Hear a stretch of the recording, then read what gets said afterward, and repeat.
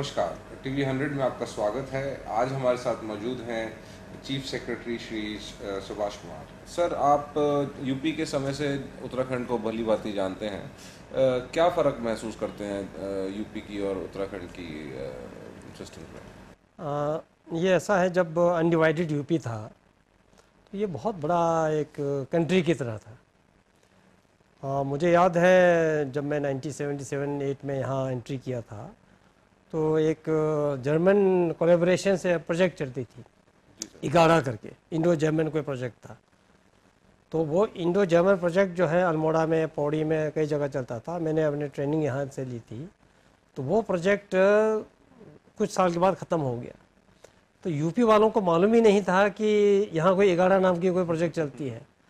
तो कहने का मतलब ये है कि इतना बड़ा ह्यूज मैसिव स्टेट था कि इस कॉर्नर में क्या हो रहा है वो गवर्नमेंट को पता ही नहीं चलता है।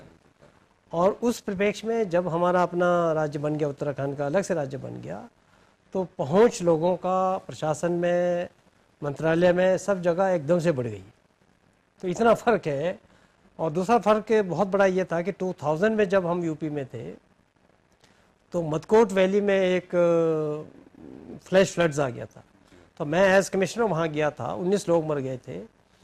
तो यूपी से एक भी फ़ोन कॉल नहीं आया था।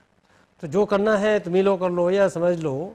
यहाँ अगर कोई छोटा सा भी कांड हो जाता है, अभी यहाँ बगल में कालीगाड़ में एक कांड हुआ था जिसमें 5 मजदूर दब गए थे। तो आपने देखा कि मुख्यमंत्री खुद ही छलांग मारते हुए नदी से बचते बचते हुए जा रहे हैं।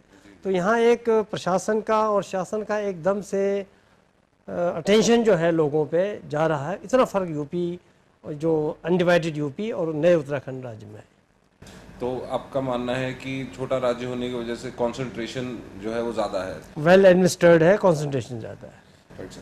पर नए राज्य की कई चुनौतियां भी हैं। क्या राज्य ठीक तरीके से आगे बढ़ रहा है, आपका मानना है? चुनौतियाँ बहुत थी, क्योंकि सबसे बड़ी बात तो ये है कि हमारा राज्य बना एब्रप्टली बन गया।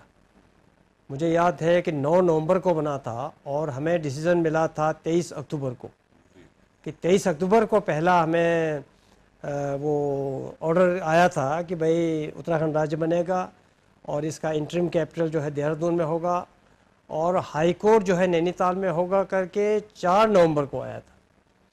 और ये मैं कमिश्नर उस वक्त कुमायूं में था कि 4 नवंबर को कहा कि हाई कोर्ट जो है वहाँ नैनीताल में रहेगा और 9 तारीख को हाई कोर्ट का उद्घाटन होगा।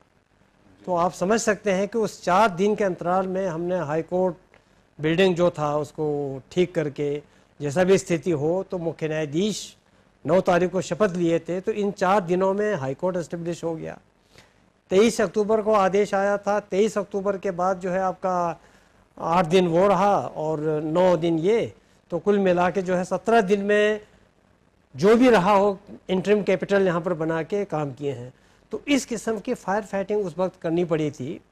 लेकिन अब 10 साल का अंतराल हो गया है। इस 10 साल में हमने काफ़ी प्रोग्रेस कर ली है। हमारा वेल सेटल्ड है, विधानसभा इंटरिम हमारे बनी हुई है, राजभवन बन गया है, माननीय मुख्यमंत्री कार्यालय और रेजिडेंस बन गए हैं, हमारे सचिवालय में बैठने की व्यवस्था हो गई है। तो काफ़ी हद तक जो है इन्हीं बहुत शॉर्ट पीरियड में हम लोग एस्टेब्लिश्ड हो गए हैं।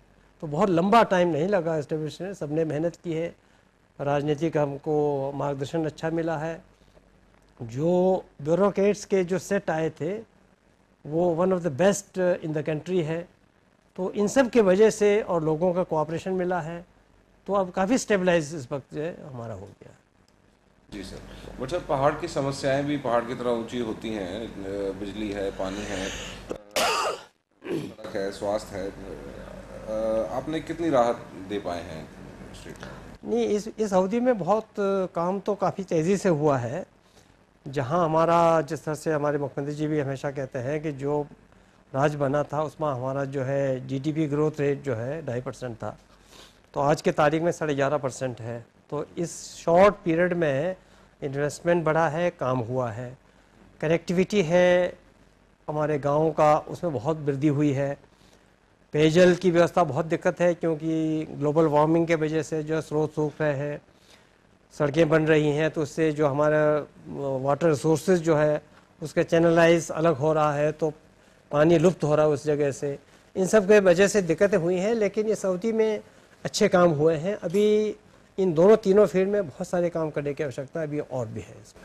जी सर। सर एक और जो बहुत मेजर प्रॉब्लम है वो दैवीय आपदा जो इस वक्त उत्तराखंड में संकट का बादल जिसका छाया हुआ है। पिछले साल भी बहुत भयंकर दैवीय आपदा आई थी। इस साल क्या तैयारियां हैं